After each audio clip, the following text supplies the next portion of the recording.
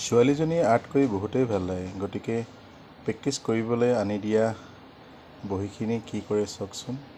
যেতিয়া পঢ়ি আমনি লাগে, ভাগৰ লাগে, তেতিয়া এয়া গণেশ আঁকিছিলে তাই। প্ৰথমতে ইয়াতে আঁকি লৈছিলে, তাৰপিছত এইটো আঁকিলে আৰু এয়া পদুম ফুল আঁকিছিলে আৰু এয়া পদুম ফুলেই হয়। আচলতে তাই আৰ্টটো এটা আইচক্ৰীম বনাইছিলে তাই, দেখিছেনে?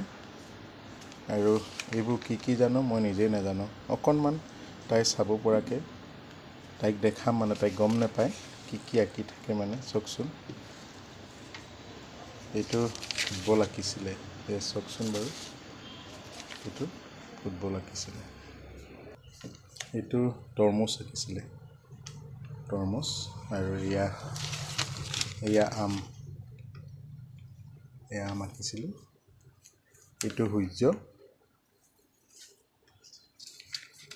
এয়া ফুল। চাওকচোন বাৰু, কি আঁকি থাকে নহয় তাই। এয়া মাছ, চাওক,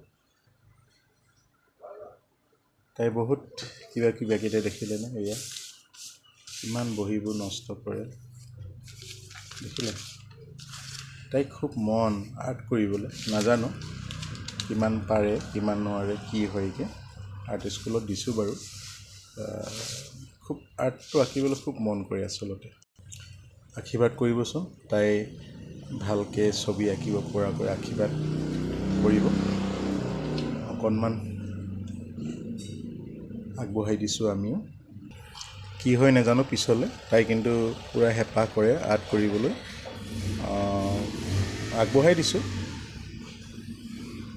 যদি আৰ্টটো ভাল পায় কৰিব, কিবা আশীৰ্বাদ কৰিব আটাইয়ে। অকণমান তাই চাব পৰাকৈ ৰাখি থৈছোঁ।